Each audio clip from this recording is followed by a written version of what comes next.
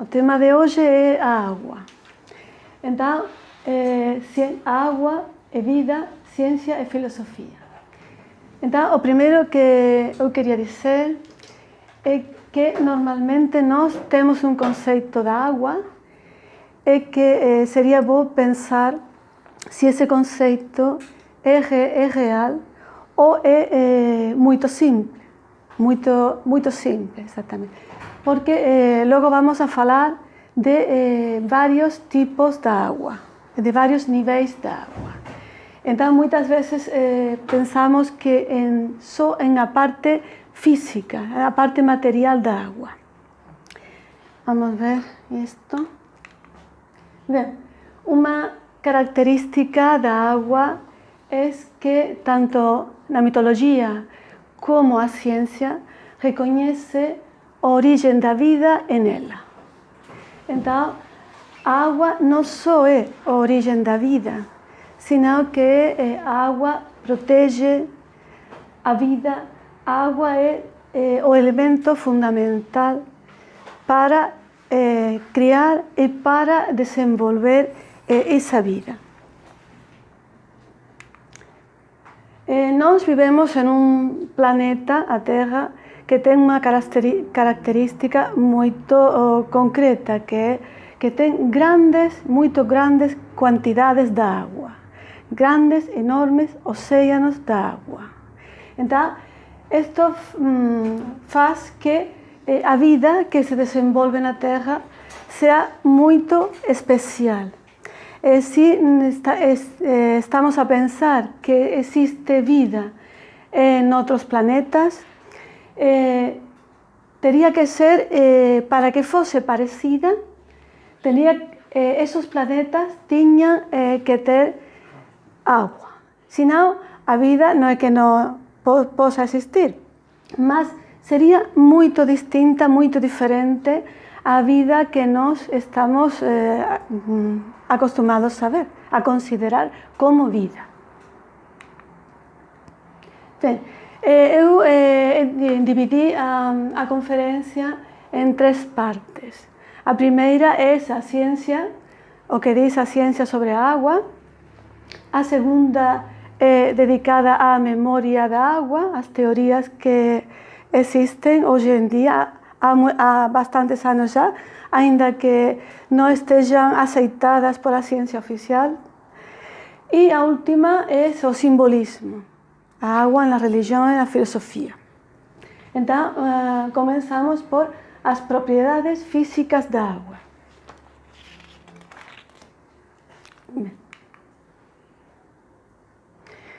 A água está formada, como vocês sabem, por um átomo de oxigênio e 2 átomos de hidrogênio.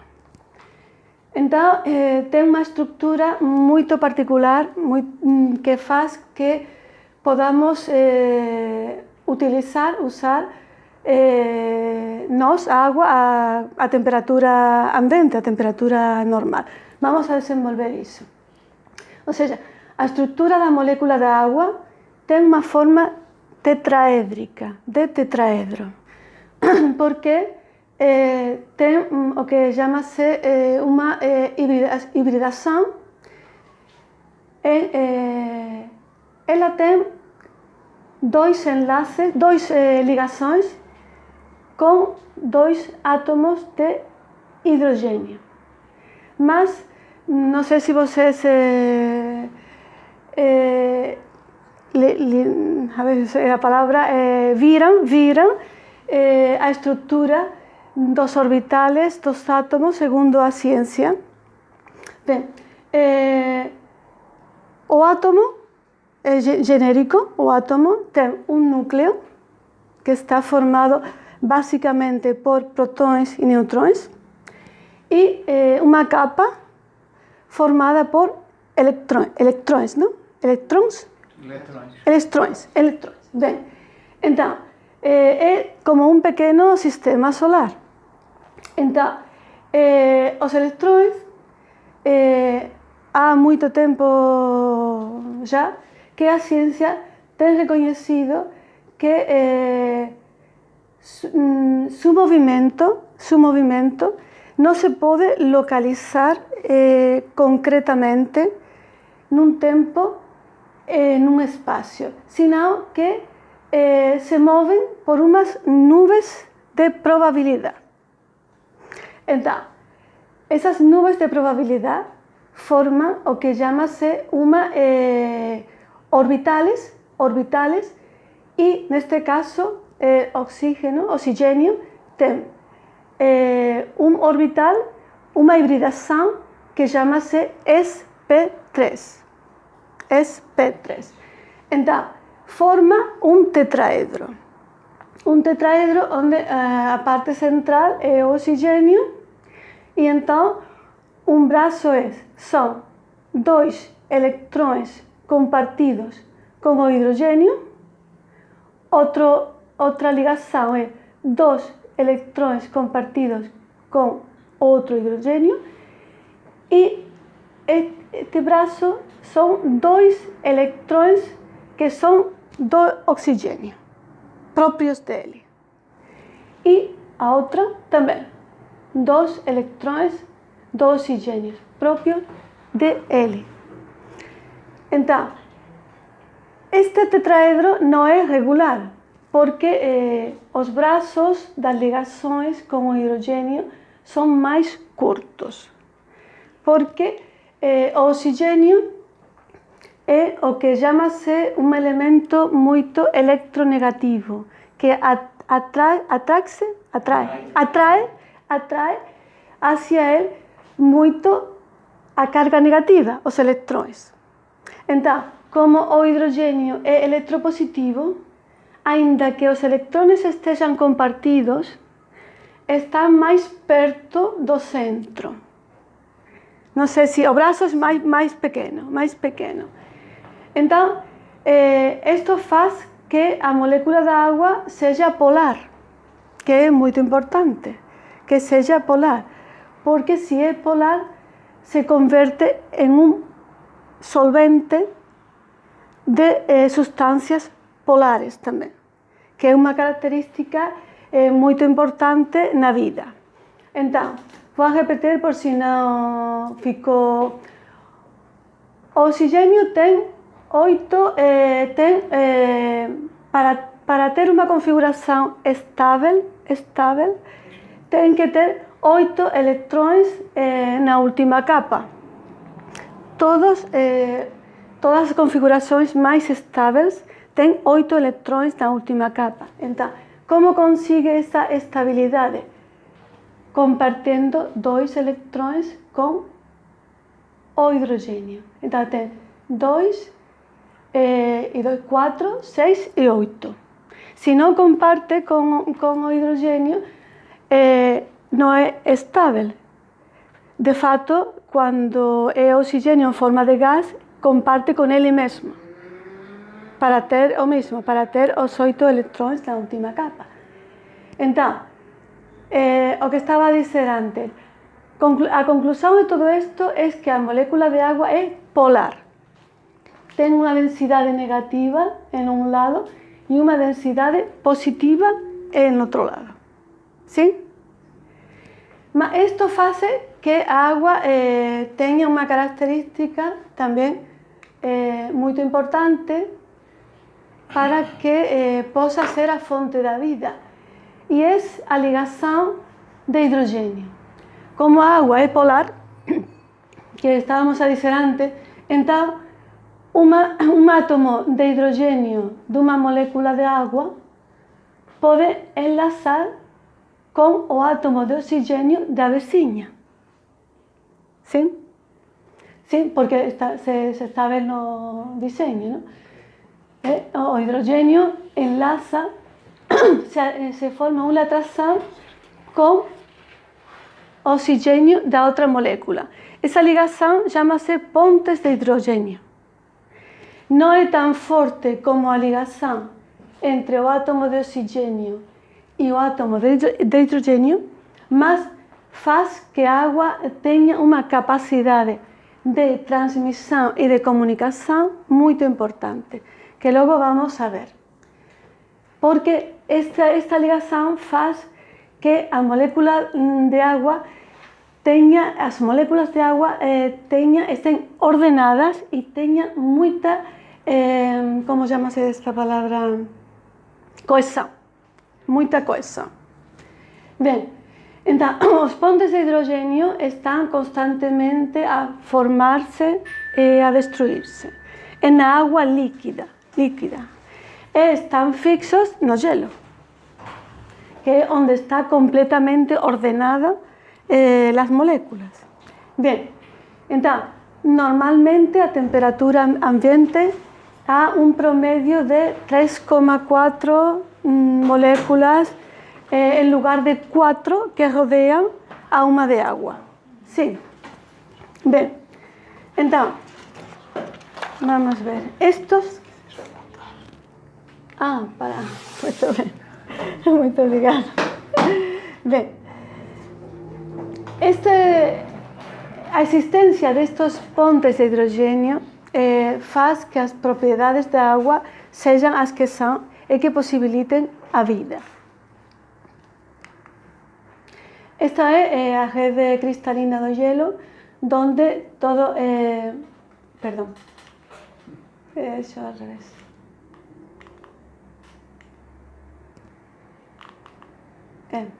É aquí no medio. No medio. No. Espérate. No medio.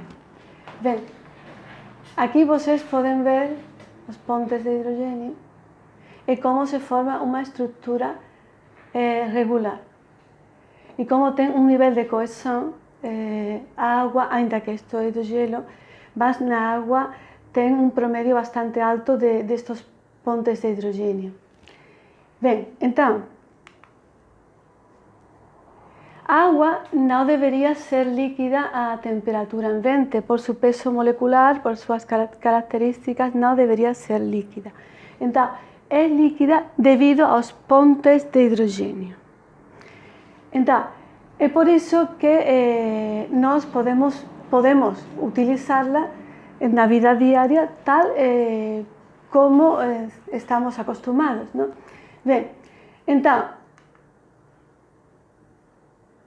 a agua regula a temperatura. Por qué? Porque cuando a agua se evapora, necesita, a agua ten unha capacidade calorífica moito alta.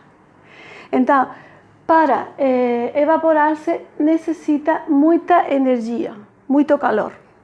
Entón, que pasa? Que ese calor é tirado do ambiente. Entón, por iso, cando estamos a morar perto do mar, é máis fresco. Ou por iso, cando regamos no chão, para estar máis frescos tamén. Porque al evaporar se absorbe, rouba calor do ambiente. Mas iso é así debido aos pontes de hidrogenio, porque ten que romper todos esos pontes para que pase ao estado de gas. Entón, a transpiración tamén é o mesmo. É evaporar a agua, pasa ao estado de gas, absorbe calor e, pelo tanto, nós estamos máis frescos. Ben, outra característica que ten a agua debido a esos pontes é que o hielo non debería flutuar na agua. Porque normalmente cando un líquido congela, a densidade aumenta. Mas, debido a esos pontes de hidrogenio, como se establece unha ordenación máis grande, a densidade diminúe. Entón, o hielo flutúa. E que pasa? Que consecuencia ten que o hielo flutúe? Pois, varias. O primeiro é que protege a vida por baixo. E a segunda tamén, pois, que se pode andar, bueno, se forman verdaderas continentes, icebergs, donde se puede inclusive estar, claro. Entonces, esa es otra forma de proteger a vida que tenga agua, que es formando a capa do hielo. Bien. Otra característica que tenga agua debido a cohesión, que tenga sus moléculas debido aos pontes de hidrogenio, é a capilaridade. Ben, como vocês sabem, as árvores, as plantas, a agua sube até as folhas e non necesita ningún aporte de energía. Então, como pode subir? Pois tamén é debido á cohesión que ten as moléculas da agua, que ocasiona o fenómeno da capilaridade, que se pode facer en casa, se vocês queren tamén, para que comproben como efectivamente cando vocês introducen un tubo fino, delgado na agua, a agua sube. Sube porque ten un fenómeno que é a tensión superficial, que ten todos os líquidos, mas a agua ten unha característica especial que faz que o líquido sube até que o peso do líquido que sube iguala a tensión superficial. Entón, as forzas que se establecen para entender isto ben sería moito longo de explicar, mas as forzas entre moléculas, que as que están no interior son atraídas por todas partes, mas as que están na superficie non, porque acima non ten gas, mas a forza do gas é moito menor. Entón, há unha resultante das forzas hacia baixo. E logo tamén temos a forza das paredes do recipiente. Entón, como a agua é moito cohesionada, dá unha resultante de todas esas forzas que faz que a agua suba até a unha altura que seja necesaria sin ter que aportar energía. Entón, eso tamén favorece a vida, por supuesto, porque para a planta é fundamental que a agua este a chegar ás follas. Ben, o que estábamos a dizer antes é que como a agua é polar, que já vimos que a agua é polar porque o oxígeno atrae moito máis o par de electrões, entón faz que sea o disolvente biológico universal. Aí temos un exemplo de cloruro de sodio, como se disolve ou se hidrata con as moléculas. E para os procesos de intercambio na vida é fundamental porque se producen a través de disoluções. Entón, é fundamental que esta característica da agua que seja o disolvente universal a través dos pontes de hidrogenio e da súa polaridade. Mas tamén há unha característica importante que al ser incapaz de disolver as moléculas apolares, entón posibilita a formación de estructuras supramoleculares. Eso que quer dizer? Porque as proteínas, os elementos que nós temos, son apolares. Entón, se a agua disolvese esos componentes, no poderíamos tener órganos. Entón, debido a eso, se poden formar moléculas como son en la célula, todos os componentes da célula, e entón a agua non disolve.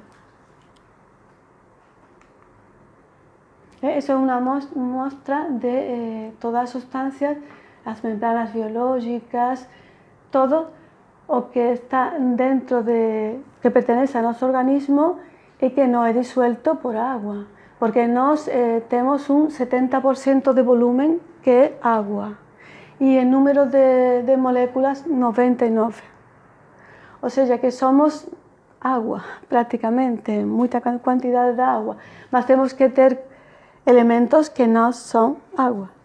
Entonces, esa característica de que agua sea un disolvente polar posibilita que existan esos organismos, esos órganos en nos que no se están a disolver con él. Bien. Otra característica un bocadinho diferente de agua es que se mueve muchas veces en espiral. Entonces, eso lo tiré de una espiral de agua del noreste de Japón. Más esto es la lluvia, las ondas, o movimiento de agua cuando cae por una canalización. Entonces, muchas veces la agua tiene un movimiento en espiral.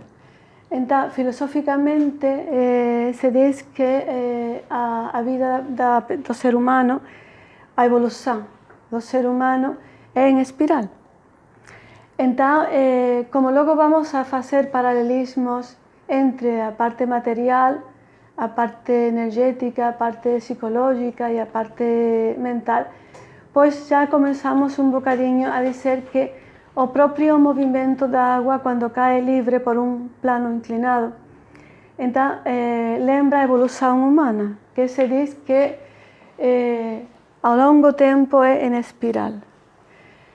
De manera que da una resultante ascendente. Mas, como es en espiral, puede haber espacios en que a evolución parece descendente, porque a espiral faz isto, ¿no? Descende. Mas a resultante, sempre filosóficamente, da evolución humana sería positiva, ainda que muchas veces estejamos a ver un periodo en descenso da propia espiral. Y a agua lembra esto también. Bien, todo esto es de las propiedades físicas da agua material. Y ahora vamos a falar un bocadinho da memoria da agua.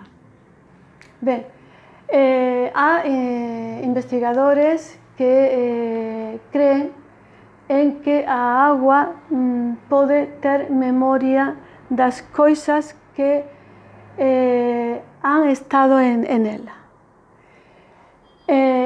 Puede guardar recuerdo a través de mucho tiempo, a través de ondas electromagnéticas. Entonces, esta teoría no es aceitada por la ciencia oficial. Luego vamos a ver más a devagar por qué. Porque si es aceitada, llevaría a unas mudanzas muy grandes de la ciencia. A economía ficaría muy afectada por eso. Entonces, Jacques Benveniste, que fue dos primeros investigadores sobre a memoria da agua, él fez un trabajo muy bom, mas murió desde que algunas personas dicen que por toda a depresión que teve ante os ataques tan grandes a su experiencia, porque él era muy reconocido, trabajó en los años 80 e inclusive se dice que iba a tener el premio Nobel. Mas él comenzó a trabajar con a memoria da agua e fez os seus experimentos y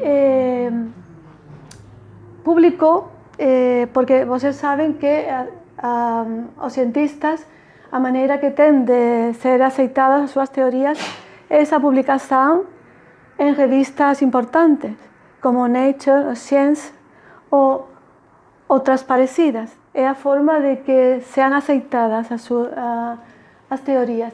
Então, ele tinha publicado vários artículos na revista Nature, mas quando ele tentou publicar a memória da água, os estudos que ele fez, mandaram uma equipa de investigação que estava a comprovar os seus trabalhos, mas depois de comprovar, fizeram mais, exigiram mais coisas e, inclusive, eles forçaram uns determinados procedimentos que fizeram que a sua teoria não funcionasse. Porque já enviaram vários especialistas, já tiraram a sua teoria e a revista Nature publicou um artigo desacreditando,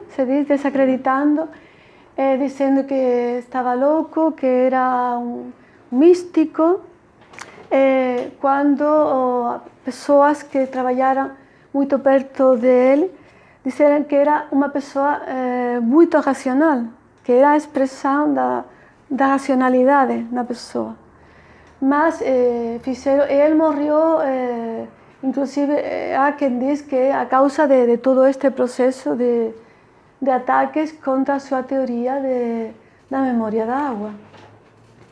Então, agora, Luc Montagnier, que sim é prêmio Nobel, recebeu, como vocês podem ver, em 2008, retomou as investigações de Jacques Benveniste e inclusive começou na mesma casa, no mesmo laboratório que tinha e com os mesmos colaboradores, retomou a teoria sobre a memória da água, porque ele está convencido de que é certo que a água guarda memória.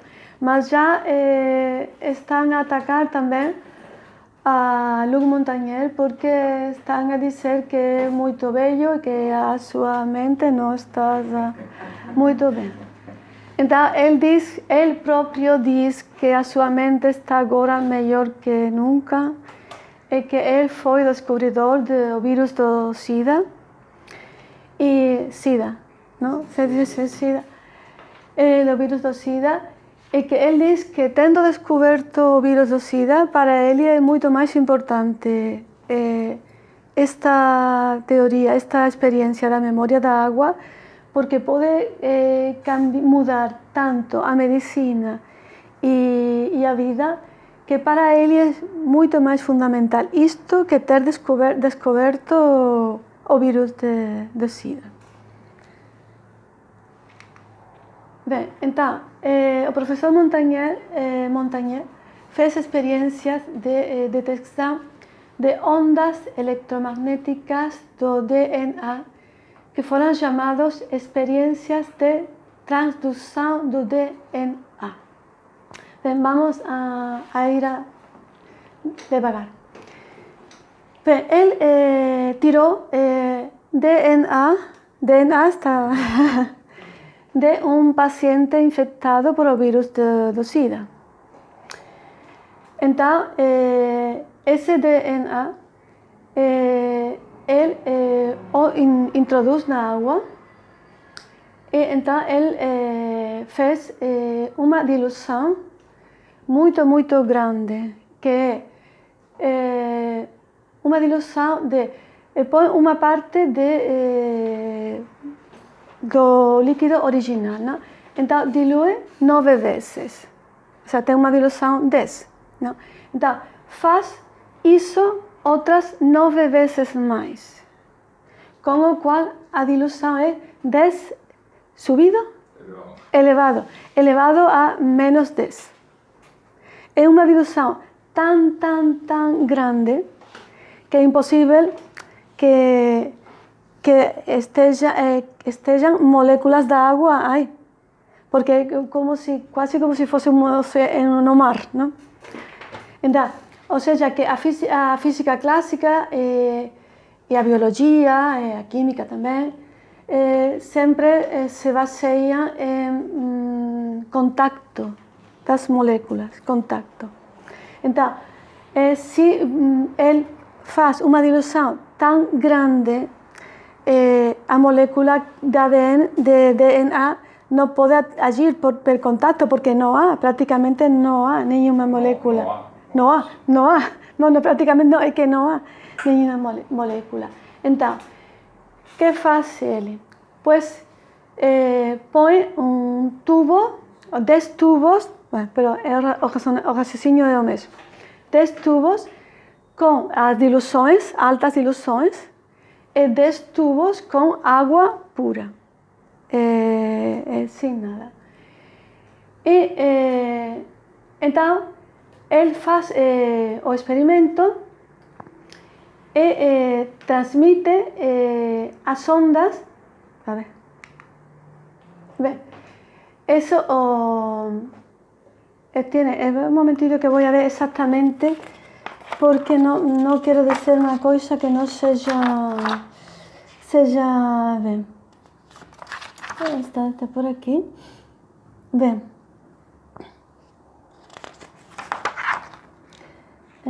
Sí. Sí, está todo bien. Entonces, eso os faz pasar por un aparelho que chama-se captor. Ou seja, que é um captor como captor dos sons. Dos sons, como se fosse um aparato de... Então, partindo... que lo pone de um paciente... foi criado... bueno, isso é posterior, sim. Então, os tubos passam através do captor de radiações eletromagnéticas. Então, esse captor transforma essas radiações eletromagnéticas num arquivo numérico, que isso é a origem da futura biologia numérica, que se pode transmitir através da internet aonde se quiser. Ou seja, que vamos a recapitular. Os tubos, uns tubos com altas diluições, outros tubos com água pura. Passam essas através de um captor. Esse captor capta as radiações eletromagnéticas e as converte em um arquivo numérico. Um arquivo numérico que pode transmitir-se através da internet, através dos computadores. Sim. Então, esse arquivo numérico foi enviado a um laboratório. Ele fez sua experiência em Paris, em França, e foi enviado a um laboratório muito conhecido de biologia molecular da Itália. E então, quando chega ao laboratório, ele vê que os tubos das diluições têm radiações eletromagnéticas que correspondem ao DNA do vírus de SIDA. Então, e que os tubos que têm água pura, pues, não têm nada. Então, os picos azuis são correspondentes a essas vibrações eletromagnéticas que vêm das altas diluições. Então, agora, que se pode fazer também? Pois se fez o processo contrário. Enviar o arquivo numérico e tentar reconstruir o ADN físico. Claro. Então, como se faz isso? Vou ver se já passo ou não passo, porque não quero passar se não é... Bem. Não faz. Não faz. Bem, então, vamos a fazer o efeito contrário. Então, o efeito contrário é uma reação em la que intervém uma enzima que chama-se polimerasa. Então, o que se faz é por os componentes do ADN, do DNA, as bases, chamam-se nucleótidos, se põem as bases do DNA. Ou seja, o DNA é uma série de nucleótidos com um determinado ordem, que é o que diz se é DNA de uma pessoa, de outra, de um vírus, mas as componentes são os mesmos. Então, esses nucleótidos, esses componentes que tem qualquer ADN, se põem e se adiciona uma enzima que faz de catalisador, que é a polimerasa, que é a que faz possível que esses componentes se unam formando um ADN de um ser vivo. Então, se põe os componentes do ADN, a polimerasa e tudo isso se introduz em uma bobina, e a bobina se tem uma hora, mais ou menos, escutando o que o captor recolheu do ADN do paciente do vírus de SIDA. Então, ao passar essas ondas, se forma realmente outra vez o ADN físico. O sea, a serie numérica se convierte otra vez en impulsos electromagnéticos y agua recibe esos impulsos electromagnéticos durante una hora, ¿no? Exactamente, dentro da bobina, para evitar interferencias ese aparato, ¿no? Então, esse ADN se forma por um código, porque tem um código, uma ordem. Então, se a ordem é através de o que escutou, digamos, a água, é que realmente a água emitiu, guardou as sinais eletromagnéticas e voltou, ou seja, retornou essas sinais e se pode então construir ADN real.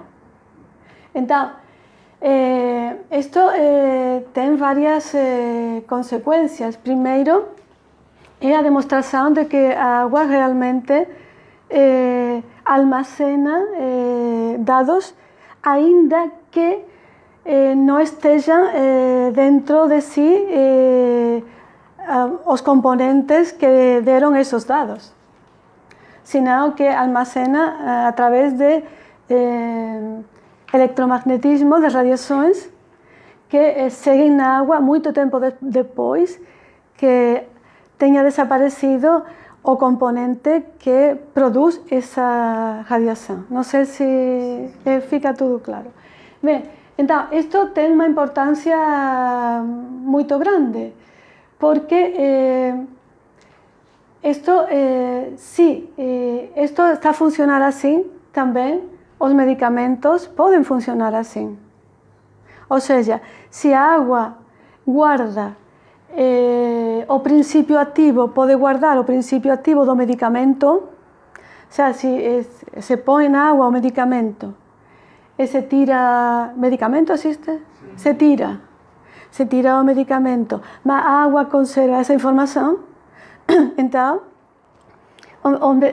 a medicina poderia, primeiro, ser muito barata. Por quê? Porque realmente o que custa dinheiro é encontrar as frequências das ondas eletromagnéticas, é fazer todo este processo. Mas, uma vez que estivessem encontradas, já o medicamento é cêntimos de euro, porque é água. Então, isso para a indústria farmacêutica é muito mau. E para muitas coisas, porque o dinheiro já não seria tão necessário. Entonces, vamos a ver. Esto como una explicación también adicional de cómo pasa esto en la agua, es que a agua forma macromoléculas debido a los pontes de hidrógeno. Entonces, en esas macromoléculas no puede entrar materia, mas sí puede entrar energía. Entonces, dentro de esas macromoléculas es donde se guardan lo que estábamos a decir antes, las radiaciones electromagnéticas, tanto de virus, de ADN, de medicamentos, de lo que sea. Entonces, esas macromoléculas que forman agua llámanse dominios de coherencia. Dominios de coherencia. Y en esos dominios es donde fica guardada la información electromagnética. Es que hay un problema, no. Tenemos que hacer otra explicación, porque los componentes, por ejemplo, las proteínas, los tejidos, tienen un tamaño más o menos grande. Entonces, se puede regir por la física clásica, la biología clásica. Mas los componentes internos tienen un tamaño muy pequeño. Entonces, ahí serían válidas solo las leyes de la física cuántica. Entonces, ¿qué es lo que dicen las leyes de la física cuántica? Que materia y energía están muy relacionadas. Hay quien dice que es lo mismo, materia que energía. Entonces, es por eso que la información puede almacenarse en energía, en vibraciones. Mas esto ¿a qué lleva? Pues lleva a que los biólogos tendrían que también aprender la física cuántica, tendrían que ser físicos y químicos, también para estudiar todos estos procesos, porque todos sabemos que las leyes de la mecánica, de la física clásica, son diferentes y muchas veces contrarias a la de la física cuántica. Entonces, como estamos a hablar de electromagnetismo, de radiaciones, de ondas, tenemos que estudiar el proceso a través de esa física cuántica.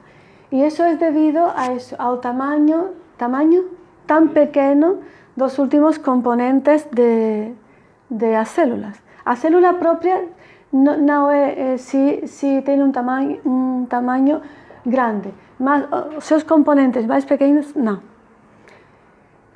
Bien, vamos a seguir entonces. Esto puse para eso, para entender cómo está funcionando una célula. La física cuántica es necesaria. Bien, entonces esto es lo que estaba diciendo antes. Si todo esto es cierto, se pueden hacer tratamientos con ondas. Bien, entonces, ¿cómo está ahora este tema? Pues sigue sin ser aceptado por la ciencia oficial y, por lo tanto, Luc Montagnier está a trabajar con el dinero privado por lo que estábamos a decir antes de que el dinero público para una cosa marginal y que faría muchas mudanzas en la economía y todo, pues no es muy apoyado.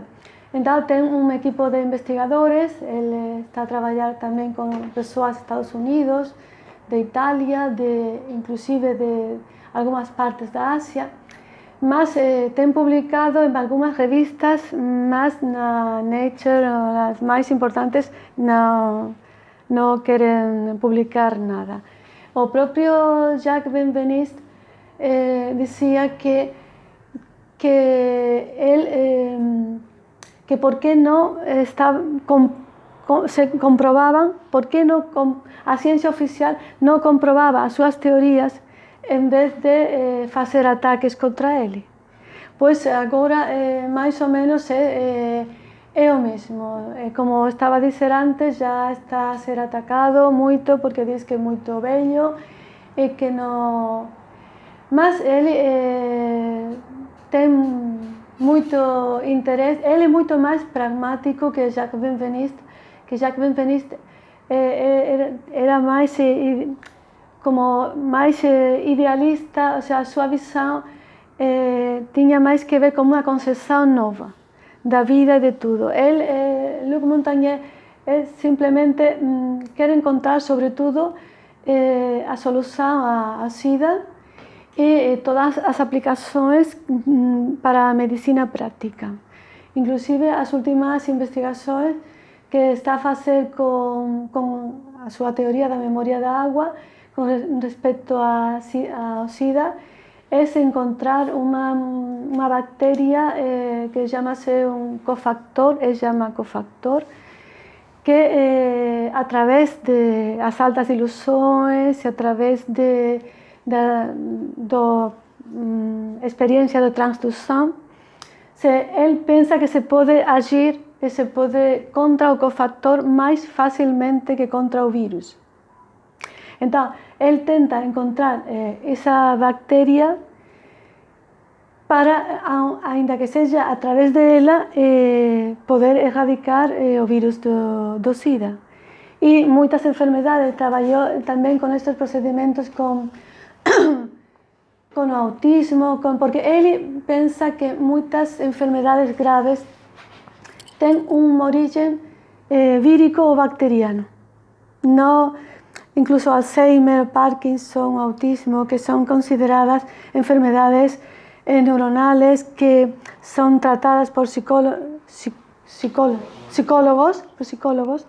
Él piensa que en última instancia pueden ser también debido a virus o bacterias y que a través de todo este procedimiento se puede agir contra ellos. Mas está en pleno traballo con financiación privada. Bien, otro exemplo parecido son a homeopatía e as flores de Bach, que agen tamén con o mesmo procedimento, con as altas ilusións, con a parte energética, que non ten prácticamente moléculas do soluto, de medicamento ou de o que estejamos a falar, e, no entanto, ten resultados probados, inclusive en animais. A animais tratados con homeopatía, con flores de Bach, a través de estos procedimentos de altas ilusiones, que ten resultados positivos. Entón, porque a xente que diz que isto é por efeito placebo, mas un animal non pode ter un efeito placebo porque non. E, no entanto, temos curações de animais. Bem, e vamos a pasar a outro defensor desta teoria da agua, que é esse Masaru Emoto, que vocês podem ver a ideia que tem sobre a agua, a memória que ten a agua e que leva dentro dela os pensamentos, as orações. E o que estábamos a dizer antes, nós somos fundamentalmente agua. E, como diz o Masaru Emoto, onde seja que estejamos, pues, as nosas orações, os nosos pensamentos poden ser levados ao resto do mundo. Então, ele fez também muitos experimentos con algunas experiencias con a agua, y entonces él demostró que a agua agua é diferente, ten unha estructura diferente, vamos dizer de outra maneira, a agua é influenciada por moitas coisas. Por exemplo, a agua é influenciada por a limpeza do ambiente, en todos os niveis, a limpeza material, a limpeza mental, que vamos ver logo. Então, quando a agua provén de un lugar muito limpo, inclusive dun glaciar, por exemplo, alpino muito, se cristaliza, gela, então logo vamos ver, cristaliza numas formas regulares, muito belas e perfeitas. E quando a agua está, eso non ten que ver moito, en contacto con sentimentos do amor, do generosidade, con palabras, por exemplo, que se diz diante, que sexan de amor, de generosidade, positivas. Tamén ocorre o mesmo que cando é agua moito limpa, que cristaliza en formas moito, moito belas e ordenadas. E cando tamén a agua ouve, escuta música clásica, por exemplo, que é música moito ordenada, moito armónica, tamén. Esas son as cristalizações da agua que esteve submetida a esas coisas que estaba a dizer antes. Mas, ao contrario, se a agua non é limpa, se a agua se diz perto dela palabras de odio, de egoísmo, de negativas, ou con determinados tipos de música que non son armónicas, então ao cristalizar non ten formas belas, non ten formas ordenadas. Ben? O cual está a corroborar tamén a teoría anterior.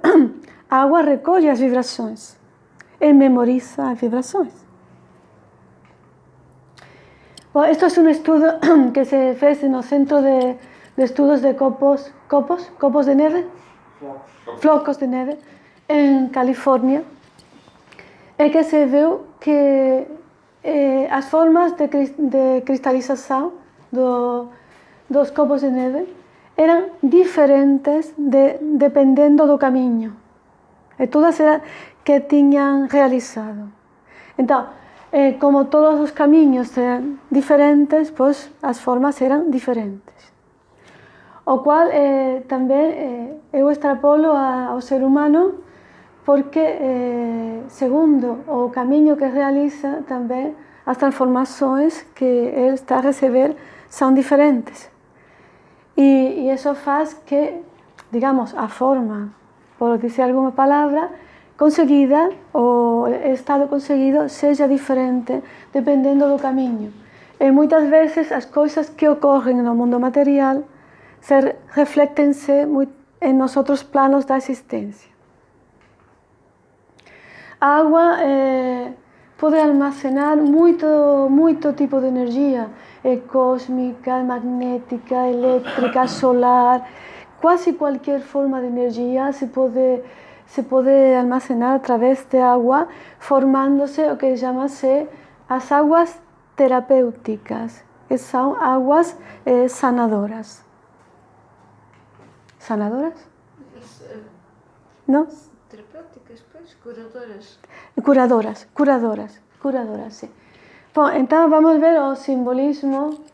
Eu pus unha frase de Elena Blavatsky, unha grande filósofa do século XIX, que diz: a agua é o primeiro principio das coisas, segundo Tales e outros filósofos antigos.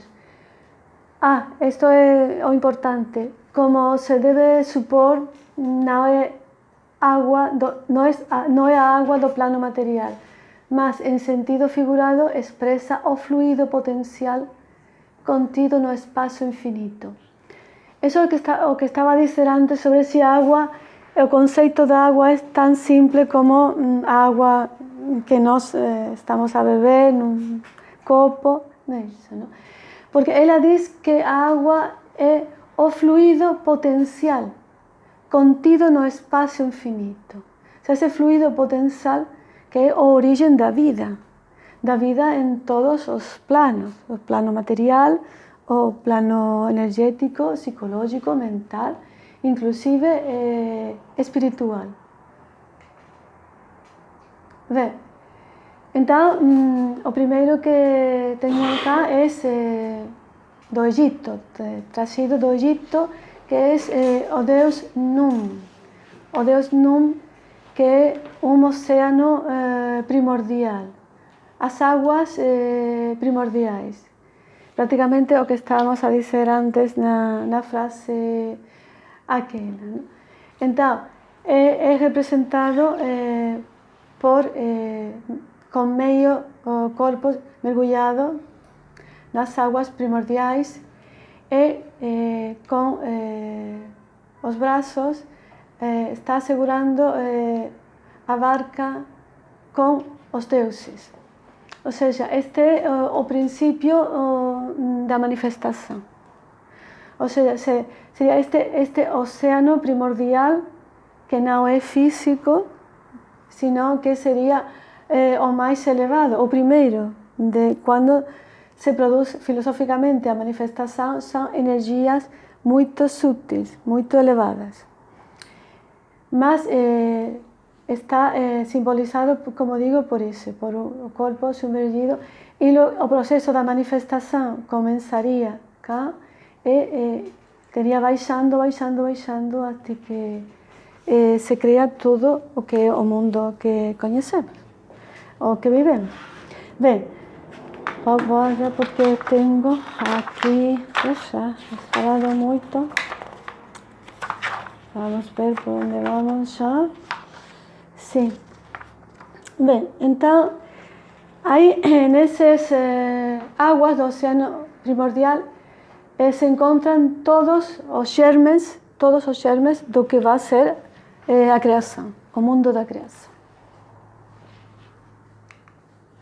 Bem, tem uma deidade que é Eket, que é a deusa Ran.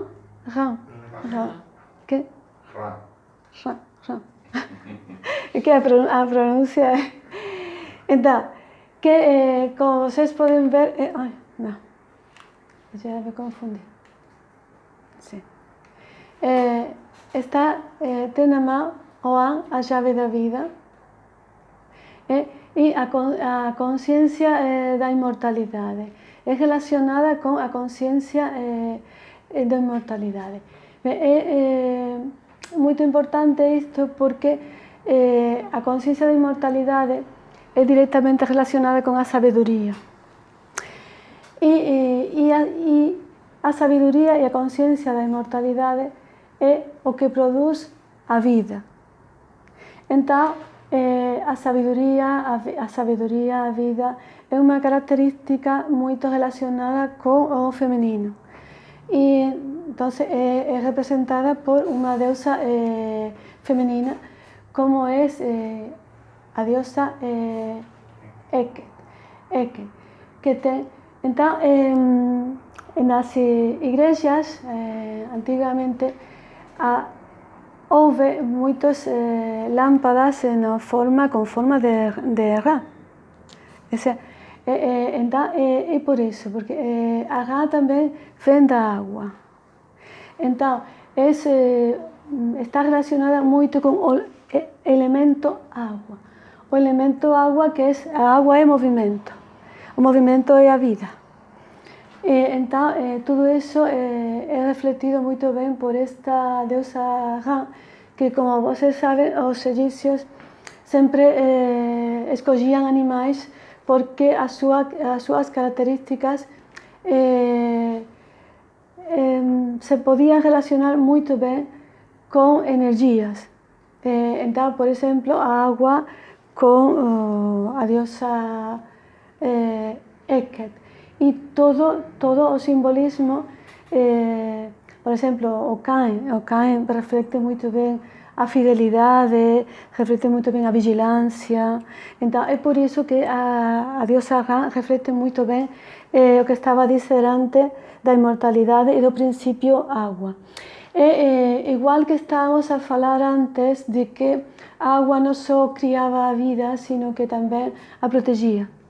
Então, a diosa Heket está relacionada con o nacimento, é a deusa das grávidas, das mulleres grávidas, con os partos tamén, con o nacimento. Pero o nacimento, estábamos a falar os diferentes tipos da agua, tamén podemos falar dos diferentes tipos de vida. Entón, o nacimento pode ser tamén a vida espiritual. Entón, a deusa Heket colaborou na resurrección do deus Osiris, está aquí na columna de estabilidade, e entón ela ajuda tamén a nacimento, a vida espiritual, porque a morte, segundo o Egipto e quase todas as religiões antigas e tudo isso, bueno, o primeiro que a morte non existe, sino o paso a outro plano, non? Mas há sempre un símbolo nas divinidades egipcias, há divinidades como Heket ou como Hathor que ajudan a ese tránsito.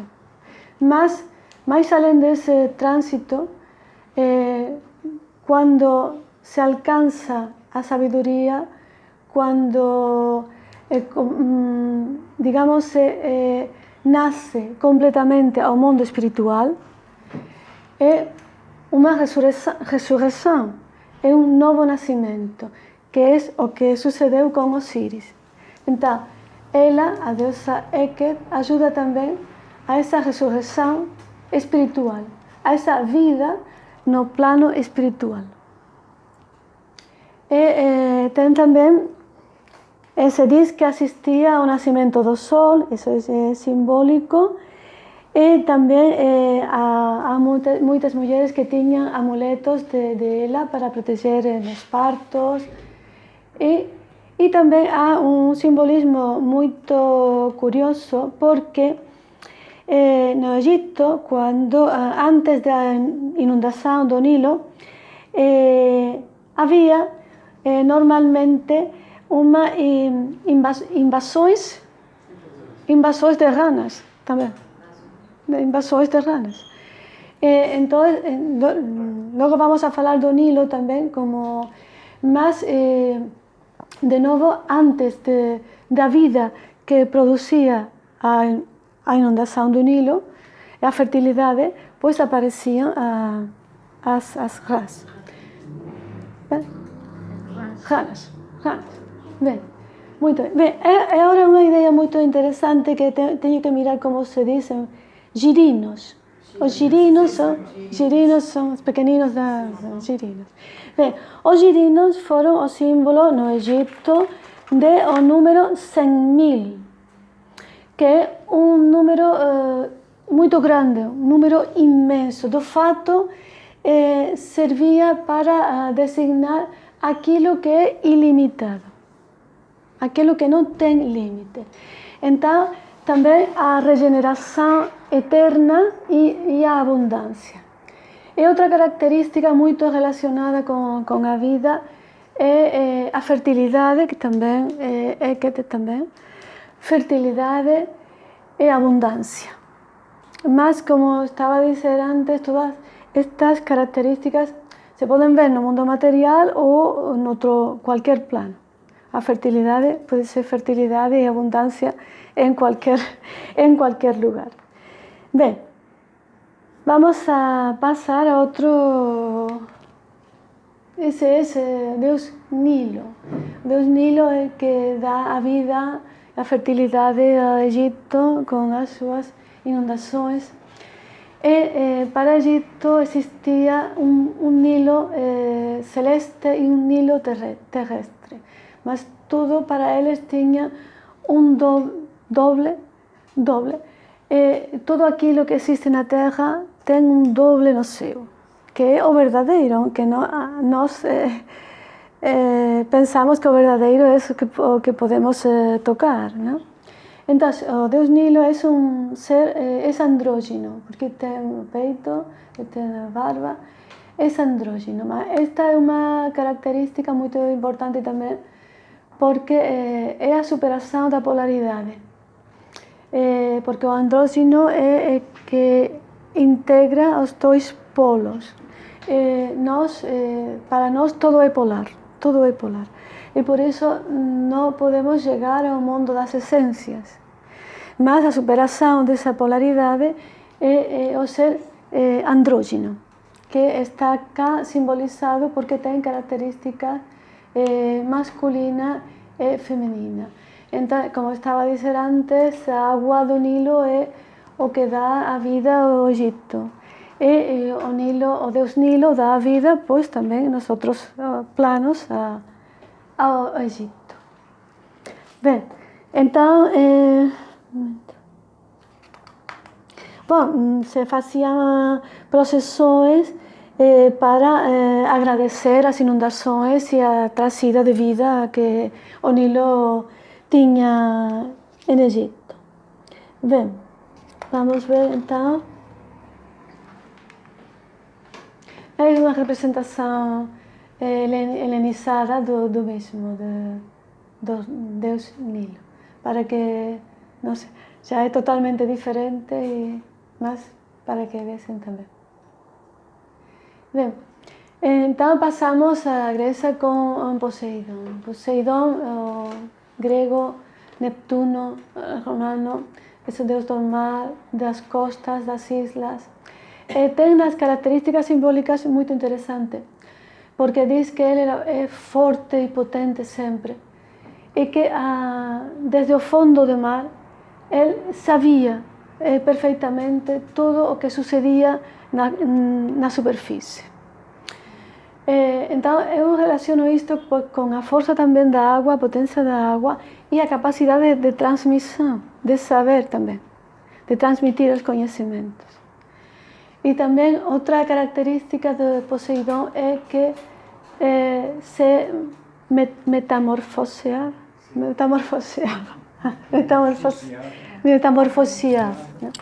Então também a água metamorfoseia tudo que ela toca muda, cambia, inclusive as rocas fortes, rocas duras, são afetadas e mudadas por água.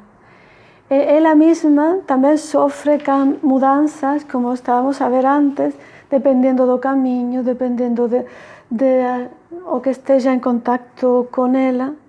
Então, para mim, também é um exemplo da metamorfose, das transformações que tem que sofrer o ser humano para evoluir, para superar as suas provas. Então, este é sempre muito forte e muito potente.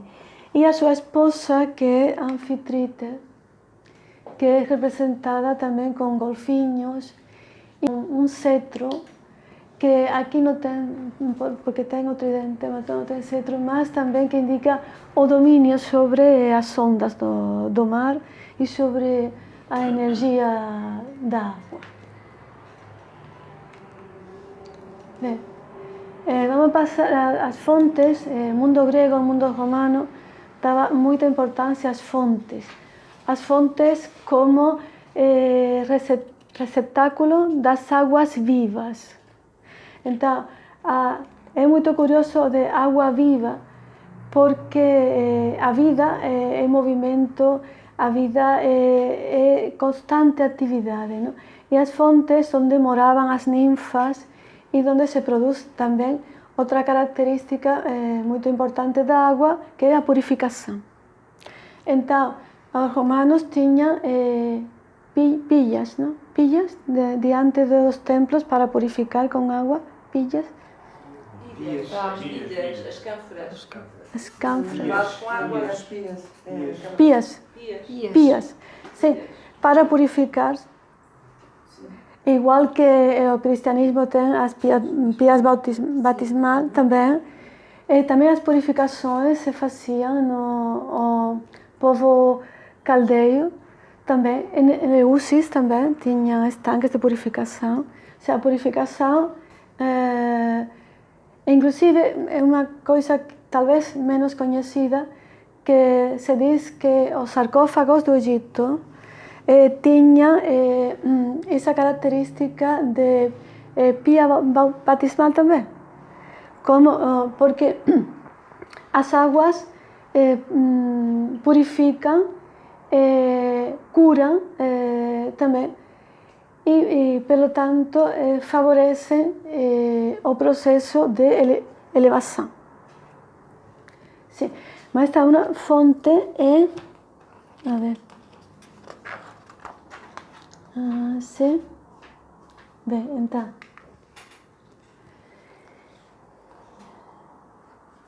Bem, então, isto é o batistério de San Calixto também, igual que estávamos a considerar antes, para a purificação de uma pia batismal. Bem, então, o rito de bautismo tem o sentido também de morte e ressurreição. É o mesmo também que o João Batista, não? Na purificação do rio Jordão e tudo isso. Bem, então também o cristianismo também tem muitas virgens dedicadas à água, não? As águas santas, fontes santas, e normalmente associadas a fontes onde se produzem estes milagres, ou se diz que se produzem milagros, não? Bem, então, essas águas, quando tem analisado, nunca dão nada anormal, nada. Mas isso, de certo modo, corrobora o que estava a dizer antes da memória da água, de tudo isso, que no físico não se vê, não se percebe nada, mas a energia que tem, sim, pode realizar curas e pode purificar e ter os seus efeitos.